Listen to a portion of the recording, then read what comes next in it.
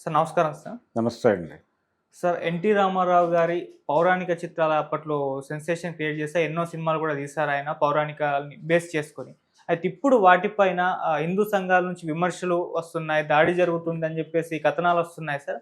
మరి నిజంగా హిందూ సంఘాలు రామారావు గారి సినిమాల పైన విమర్శలు చేస్తున్నారా? అంటే అప్పుడేమన్నా ఆయన వీళ్ళ మనోభావాలు దెబ్బతీసే విధంగా సినిమాలేమన్నా తీశారా? అయితే వాళ్ళిప్పుడు ఈ విధంగా ఎందుకు రియాక్ట్ అవుతున్నారు సార్? అసలేం జరుగుతుంది? అంటే ఈ మధ్య అనంత శ్రీరాముడు గన్నవరం దగ్గర జరిగినటువంటి ఒక కార్యక్రమంలో మాట్లాడుతూ హ్మ్. అంటే కృష్ణా జిల్లాలోనే మాట్లాడుతూ కృష్ణా జిల్లాలో పర్టికులర్గా ఫలానా సామాజిక వర్గం అని కూడా చెప్పాడు ఆయన. కమ్మ అని కూడా వాడేశాడు. కాబట్టి మనం మొహమాట పడక్కర్లేదు. కమ్మ కులానికి చెందినటువంటి ఒక కుల పెద్ద లాంటి మనిషి ఉన్నాడిక్కడ, పుట్టాడిక్కడ. ఆయన తన ఇష్టం వచ్చినట్టు హైందవ సమాజాన్ని ఇబ్బంది పెట్టే కథలతో సినిమాలు తీసినప్పుడు మనం మాట్లాడలేదు, ఇప్పుడు మాట్లాడాల్సిన అవసరం ఉంది అన్నాడు ఆయన. సరే, అది మొదలైన తర్వాత సోషల్ మీడియాలో రకరకాలుగా రాసేస్తున్నారు, కొంతమంది మాట్లాడేస్తున్నారు. అంటే ఇంకా సీరియస్ క్రిటిసిజం పెట్టి ఉండాల్సింది, ఆయన ఇంకా చాలా మాట్లాడాడు చాలా సినిమాల్లో. ఆయన పర్టికులర్గా ఈ అంశాల పట్ల చాలా ద్వేషభావంతో ఉండేవాడు. ఆ ద్వేషాన్ని రకరకాల చోట్ల వ్యక్తీకరించాడు. ఇలా కొంతమంది రాస్తుంటే, కొంతమంది ఆయన సినిమాల్లో క్వాలిటీ ఉండేది కాదు, అంటే ఆర్గ్యుమెంట్లు ఉండేవి కానీ క్వాలిటీ ఉండేవి కాదు, ఈ ఆర్గ్యుమెంటులు కూడా కొంచెం కన్ఫ్యూజ్ చేసే పద్ధతిలో ఉండేవి అనేది కొంతమంది రాస్తున్నారు. వ్యాసాలు రాస్తున్నారు. ఇప్పుడు సోషల్ మీడియాలో చాలా డిబేట్ జరుగుతోంది ఎన్టీఆర్ సినిమాల్లో వ్యక్తీకరించిన భావజాలం మీద. అది దానవీర సూరకర్ణలో మాట్లాడిన ఆచార్యదేవ అనే డైలాగ్ మీద కూడా చర్చ జరుగుతుంది ఇప్పుడు. అంటే అక్కడ ఇంటెన్షన్ ఏమిటి అంటే, మా కురువంశం ఏనాడు కులహీనమైనది అంటాడు ఆయన. ఇప్పుడు కులము అని వ్యర్థవాదం ఎందులకు అంటాడు.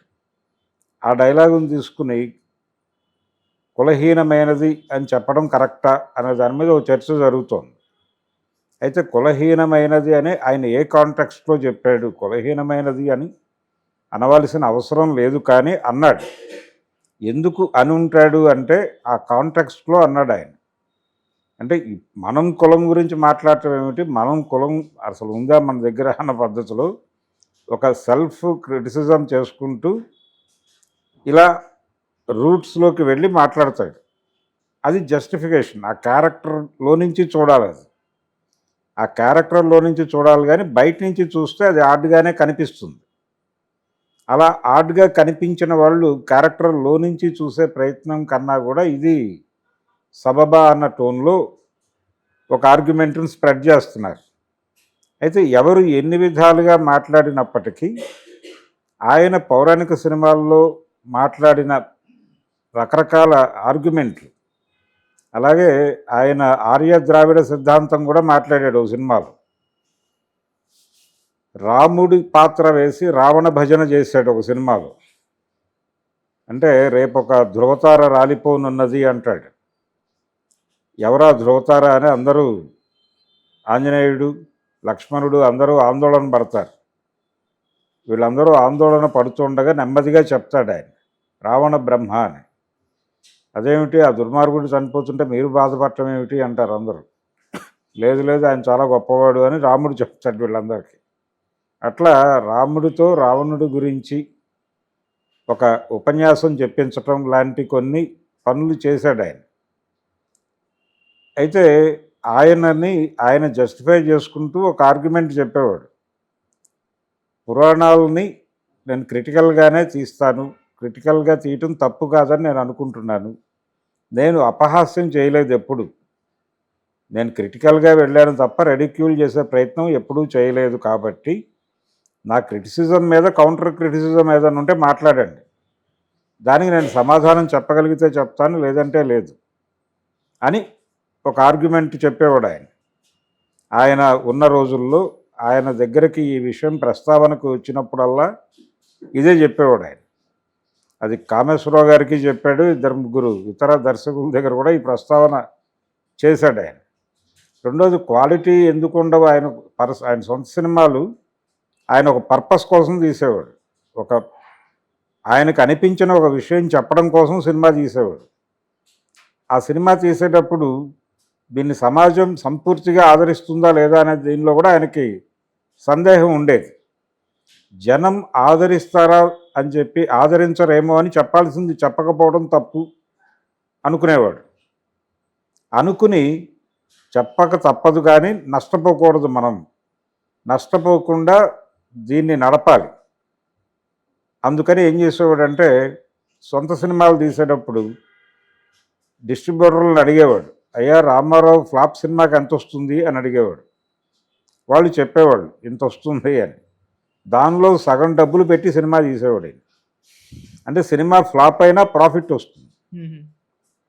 ప్రాఫిట్ వస్తే ఇలాంటిదే ఇంకొక సినిమా తీయటానికి ఉపయోగపడుతుంది. అట్లా ప్లాన్ చేసుకుంటూ వెళ్ళాడు. అందుకని క్వాలిటీ తక్కువే ఉంటుంది ఆయన. అంటే ఒక ఆర్టిస్ట్తోనే 6 క్యారెక్టర్లు చేయించిన సందర్భాలు ఉన్నాయి. చలపతిరావుతో దానవేరు స్వరకరంలో 5వ క్యారెక్టర్లు చేయించాడు ఆయన. ఆ చివరి పాత్ర చేస్తూ ఉండగా అడిగాడు తనే, అన్నగారు ఇన్ని చేసేస్తున్నాను నేను, జనం గుర్తుపట్టేస్తారేమో, నవ్వుతారేమో అని. అప్పుడు రామారావు గారు చెప్పిన సమాధానం ఏంటంటే, చలపతిరావు చాలా ఇంటర్వ్యూల్లో చెప్పాడు ఇది, ఎన్టీ రామారావు అంటే ఎవరో తెలియని గ్రామాలు కూడా ఉన్నాయి ఇంకా ఆంధ్రప్రదేశ్లో, నిన్ను గుర్తుపట్టడం ఏంటి, నోరు మూసుకుని చెయ్యి అన్నాడు. అంత క్లారిటీతో ఉండేవాడు ఆయన. కాబట్టి అలాగే తీసేవాడు. సత్యనారాయణతో 2 క్యారెక్టర్లు, జగ్గారావుతో కొన్ని, ఇలా తను 3, 4 వేసేవాడు. వాళ్ళ పిల్లలతో యాక్ట్ చేయించేవాడు. ఇలా ఒక డిజైన్ ఉండేది ఆయన. ఆ డిజైన్లో వెళ్ళేవాడు. ఆడే సినిమాలు ఆడేవి, పోయే సినిమాలు పోయేవి, అవన్నీ పట్టించుకునేవాడు కాదు. దానవీర సూరకర్ణ చాలా తక్కువ డబ్బులతో తీశాడు ఆయన. 40 రోజుల్లో కంప్లీట్ చేశాడు సినిమాని. అంతా కలిపి 20 లక్షల లోపే ఖర్చు అయింది. అది 17-15 మధ్య అంటారు. ఆ సినిమా 2 కోట్లు కలెక్ట్ చేసింది. మరి అది బీభత్సమైన ప్రాఫిటే కదా. ఆ ఆర్గ్యుమెంట్లు ఆ సమాజానికి కనెక్ట్ అయ్యాయి. ఎందుకు కనెక్ట్ అయ్యాయి? కురుక్షేత్రం ఎందుకు దెబ్బతింది, ఈ సినిమా ఎందుకు ఆడింది అంటే ఇదేదో గొప్పగా ఉందని కాదు. కురుక్షేత్రమే గొప్పగా తీశారు నిజానికి. వాళ్ళు చాలా ఖర్చు పెట్టారు, 40 లక్షల పైన ఖర్చు పెట్టారు ఆ సినిమాకి. అంత ఖర్చు పెట్టి అంత క్వాలిటీతో రాజస్థాన్ వెళ్ళి తీసుకొచ్చారు. ఆ కష్టం ఎందుకు వృధా అయిందంటే, ఈ సినిమాలో ఆయన అప్పటి సమాజం ఏదైతే ఆలోచిస్తోందో ఆ ఆలోచనలకి కనెక్ట్ అయ్యేటువంటి అభిప్రాయ ప్రకటన చేసింది ఈ సినిమా. అది ఏదో మేరకు కనెక్ట్ అయింది. వాళ్ళు క్షుణ్ణంగా స్టడీ చేసి సినిమాని ఓన్ చేసుకున్నారా అనేది చెప్తే కష్టమే, కానీ వాళ్ళకి ఎక్కడో ఈ క్వశ్చన్ చేయటం అనేది కనెక్ట్ అయింది. ఈ క్వశ్చనింగ్ అనే కల్చర్ అప్పుడు సొసైటీలో ఉండింది. అది ఉండటం వలన ఆ ప్రేక్షకుడు దీనికి కనెక్ట్ అయ్యి చూశాడు సినిమాని, ఎంజాయ్ చేశారు. వాళ్ళు ఎంజాయ్ చేయటానికి తగ్గ వాతావరణం ఉంది సమాజంలో. ఇప్పుడు ఆయన ఆర్య ద్రావిడ సిద్ధాంతం తీసుకొచ్చి రాముడితో రావణ భజన చేయించిన సినిమా కూడా దాదాపు 35 రోజులు బాగానే వెళ్ళిపోయింది. అది ఎందుకు వెళ్ళగలిగింది? ఆ సినిమా 2వ రోజే ఆగిపోవాలి కదా. ఎందుకు ఆగలేదు అంటే ఆ సొసైటీ ఆ అభిప్రాయాలను యాక్సెప్ట్ చేసే కండిషన్లో ఉంది, అందుకని చూశారు. లేకపోతే 2వ రోజే పక్కన పడేయాల్సిన సినిమా పడేయలేదు. ఇలాంటి అభిప్రాయ ప్రకటనలు చాలా చేశాడు ఆయన. ఇప్పుడు ఆయన శ్రీనివాస్ కళ్యాణం అని చివరి రోజుల్లో వచ్చిన సినిమా ఒకటి ఉంది, ఆయన ఇండస్ట్రీ నుంచి వెళ్ళిపోయే ముందు వచ్చిన సినిమా. దాంట్లో ఒక ముస్లిం క్యారెక్టర్లో సత్యనారాయణ కనిపిస్తాడు. కనిపించి మక్కా వైపు తిరిగి నమాజు చేసిన, 7 కొండలు ఎక్కి వెంకన్న అని మొక్కినా ఒకటే కదా. ఇలాంటి ఎవరు వాంటెడ్గా వీళ్ళిద్దరి మధ్య చిచ్చు పెడుతున్నారు. తిరుమలలో మాకు కూడా షేర్ ఉంది కదా, అక్కడ బీబీ నాంచారి ఉంది కదా, ఇలా రకరకాల మాటలు నడుస్తాయి. ఇది కొంచెం వితండవాదంలో అనిపించవచ్చు, కానీ ఏదో ఒక ఆర్గ్యుమెంట్ పెట్టే ప్రయత్నం చేసేవాడు ప్రతి సినిమాలోనూ. ఏదో ఒక చర్చ జరగాలి, అది సమకాలీన సమాజంతో లింక్ అయి ఉండాలి అనుకుని సమకాలీన సమాజంతో లింకు పెట్టి ఆ పౌరాణిక పాత్రలతో మాట్లాడించేవాడు. అదొక టెక్నిక్. ఆ టెక్నిక్లో ఆయన సినిమాలు తీసేవాడు. ఆ ధోరణి అనుకోవచ్చు. ఆయన చదివేవాడు. ఆయన పత్రికలు చదివేవాడు. చార్వాక లాంటి పత్రికలు కూడా చదివినట్టుగా మనకి దాఖలాలు ఉన్నాయి. మధుకూరి జాన్సన్ గారే చెప్పాడు ఆయన చార్వాక చదివేవాడని. ఇలాంటి చదువరితనం ఉండటం వలన ఇలాంటి అభిప్రాయ ప్రకటనలు ఆయన సినిమాల ద్వారా చేసేవాడు. ఆ తర్వాత వచ్చిన జనరేషన్లో అది కొరవడింది. ఆయన పిల్లల్లో కూడా అది కొరవడింది. అందుకని ఆయన లాంటి అభిప్రాయాలతో సినిమాలు డైరెక్ట్ చేయాలనే కోరిక ఉండటం. ఇప్పుడు నాగేశ్వరరావు గారికి కూడా అదే ఏరియాలో ఉన్నాడు. ఆయన కూడా ఈ విషయాలన్నీ తెలుసు ఆయనకి. ఆయన కూడా దేవుడు ఉన్నాడా లేడా అంటే లేడనే చెప్పేవాడు. నాస్తికుడుగానే ఉన్నాడు ఆయన. కానీ సీరియస్ క్రిటిసిజం జోలికి వెళ్ళేవాడు కదా. ఆయన లౌక్యంగా ఉండేవాడు. సమాజంతో ఘర్షణ వద్దు మనకే అనుకునేవాడు. ఈయన ఘర్షణ పడేవాడు. కానీ ఈయన మాట్లాడుతున్న అభిప్రాయాలు కరెక్టే అనే అభిప్రాయం ఈయనకు ఉండేది. కానీ దుందులుకుగా వెడుతున్నాడు, ఎక్కడో దెబ్బతింటాడు అనుకునేవాడు ఈయన. చాలా ఇంటర్వ్యూలో చెప్పాడు ఆ మాట నాగేశ్వరరావు గారు.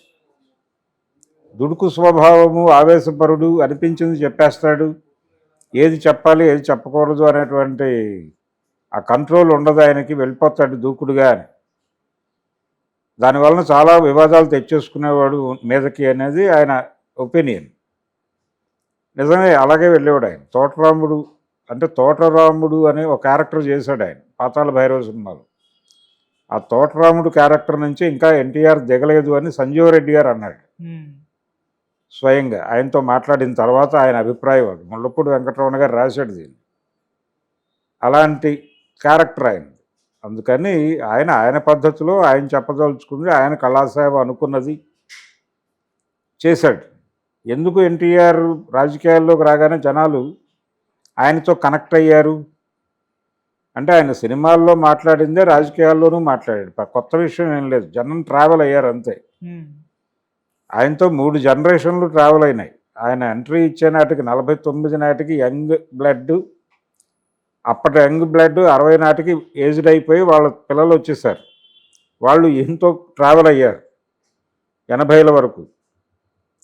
వాళ్ళ పిల్లలు ట్రావెల్ అయ్యారు.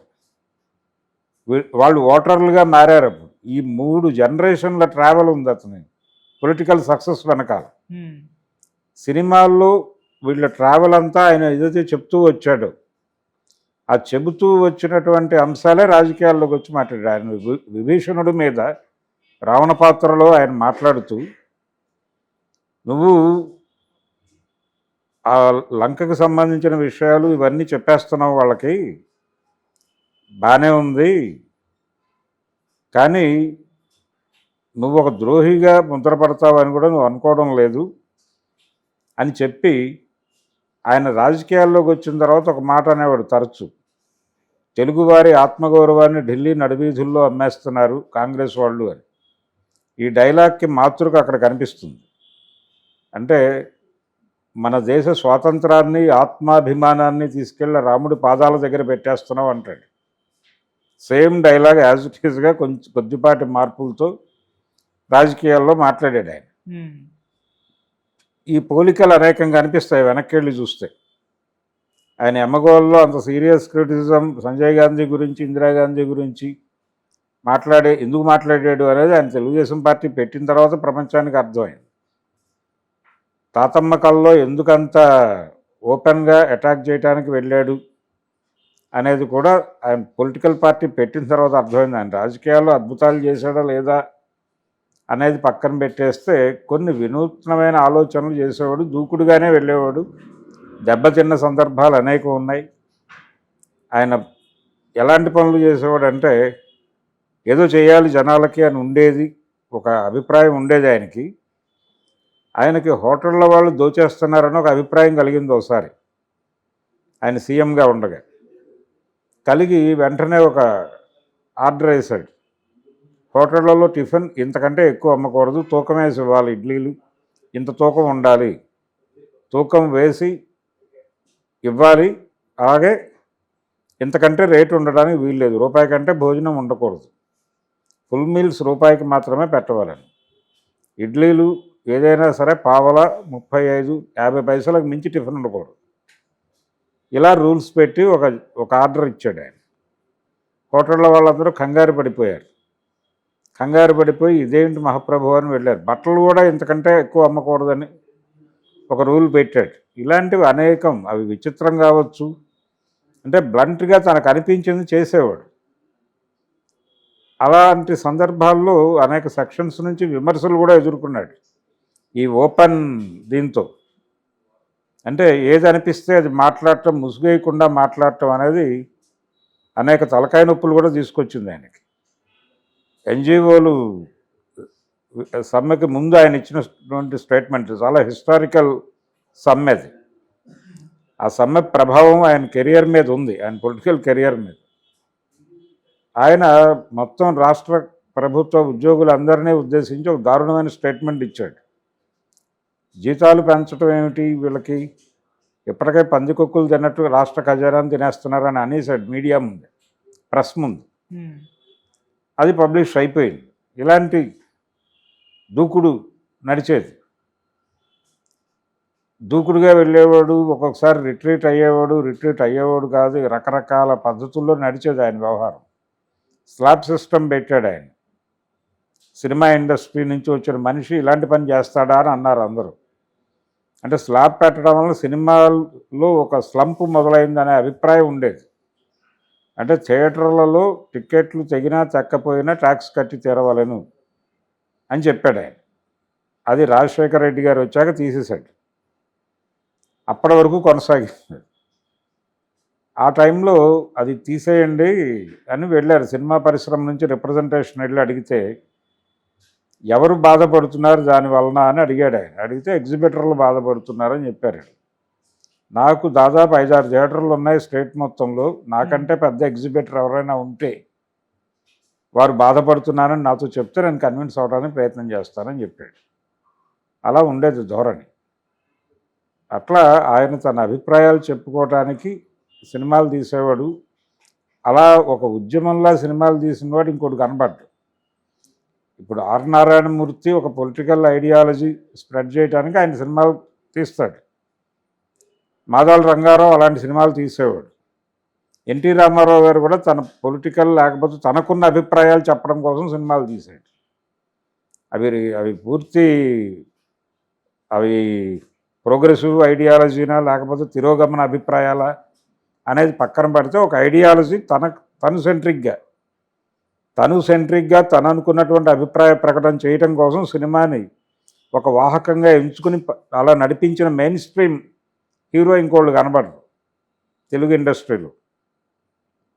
అందుకనే ఎన్టీ రామారావు ప్రత్యేకం. అందుకనే ఈ రోజుకి ఆయన చర్చనీయాంశం అవుతున్నాడు.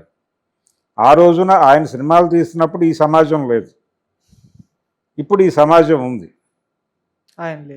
ఆయన లేడు. ఆయన ప్రకటించి వెళ్ళిపోయిన అభిప్రాయాల మీద ఇప్పుడు చర్చ జరుగుతోంది.